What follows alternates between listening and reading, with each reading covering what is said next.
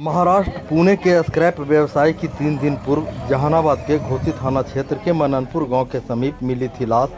पहचान उजागर होते ही हरकत में आई पटना और जहानाबाद की पुलिस। बिहार के जहानाबाद में 3 दिन पूर्व मिले एक अज्ञात शव की पहचान होते ही सूबे के पुलिस महकमा में हड़कंप मच गया है।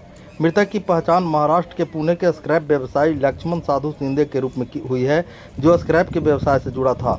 दरअसल में 3 दिन पूर्व जहानाबाद के बंधुगंज एकंगर सराय सड़क पर घोसी थाना क्षेत्र के मननपुर गांव के समीप एक अज्ञात व्यक्ति का शव बरामद हुआ था। जहानाबाद की घोसी थाना पुलिस ने लावारिस लाश समझकर उसका पोस्टमार्टम करा दिया, परंतु लाश की पहचान होते ही पुलिस महकमे में हड़कंप मच गया है। मृतक की पहचान महाराष्ट्र के पुणे के स्क्रैप व्यवसायी लक्ष्मण साधु शिंदे के रूप में हुई है, जो स्क्रैप के व्यवसाय से जुड़ा था। इस बाबत घोसी के एसडीपीओ संजीव कुमार ने बताया कि शनिवार की सुबह मननपुर गांव के समीप एक अज्ञात व्यक्ति का शव बरामद हुआ था। पुलिस शव को बरामद कर जहानाबाद भेजकर पोस्टमार्टम करा दिया था। अब शव की पहचान महाराष्ट्र के पुणे स्क्रैप व्यवसायी के रूप में हुई है। इस मामले में पटना एयरपोर्ट थाने में अपहरण का मामला भी दर्ज किया गया था। इस मामले की विस्तृत जानकारी पटना पुलिस ही बता सकती है। बहरहाल दूसरे प्रदेश के व्यापारी की हत्या और व्यापारी की पहचान के बाद पुलिस महकमे में हड़कंप मचा है। पटना और जहानाबाद पुलिस इस मामले में गहराई से जांच में जुट गई है। देखिए, ये शनिवार को सुबह घोसी थाना अंतर्गत एक शव बरामद हुआ था, जिसके आधार पर जैसा हम लोगों के यहाँ चूँकि बहुत विजिबल हम लोग घटना के कारणों की तत्काल इंक्वेस्ट में पहचान नहीं कर पाए और कुछ बॉडी पे एब्रेजन थे और उस शव की भी पहचान नहीं हो पाई, जिसके आधार पर एक यूडी केस हम लोग के घोसी थाना में दर्ज हुआ था। उसी सिलसिले में इन्वेस्टिगेशन के प्रोसेस में ही मैं यहाँ पर आया हूँ। आज सुबह उसकी पहचान इस्टेब्लिश हुई और हम लोगों की पटना की टीम से बात हुई। पटना में उस घटना को लेकर हवाई अड्डा थाना में केस दर्ज हुआ है। उसके आधार पर हम लोग आज उस केस की इन्वेस्टिगेशन भी, वहाँ की टीम भी आ गई है और उसकी पोस्टमार्टम रिपोर्ट और संभावित इंजरी के जो संभावित कारण हो सकते हैं, उसी की जांच पड़ताल और उसी को समझने के सिलसिले में मैं यहाँ हॉस्पिटल आया था।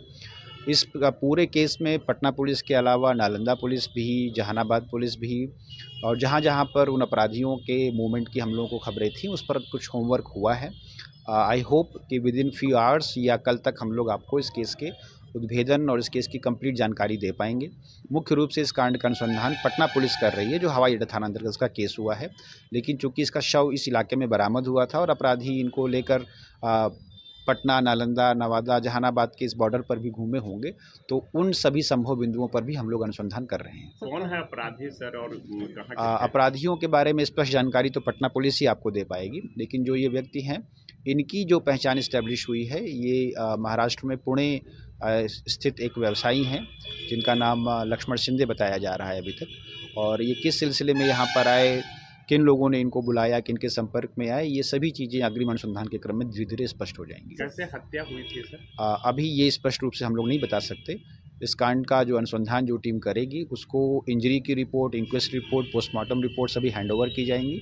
वो लोग, अपराधियों का जब कांड का उद्भेदन होगा, वो लोग पकड़े जाएंगे और उनसे पूछताछ होगी, तभी ये चीज़ें स्पष्ट हो पाएंगी। बताया जा रहा है कि साइबर अपराधी इस तरह की बातें हम लोगों ने भी सुनी है, लेकिन जब तक पूरे कांड का इन्वेस्टिगेशन इस्टेब्लिश ना हो जाए, कुछ भी कहना अभी इन्वेस्टिगेशन के इस चरण में जहानाबाद पुलिस के लिए संभव नहीं है। किस चीज़ की ये वेबसाइट है सर? इस सब चीज़ के बारे में अभी जहानाबाद पुलिस को जानकारी स्पष्ट रूप से नहीं हुई है।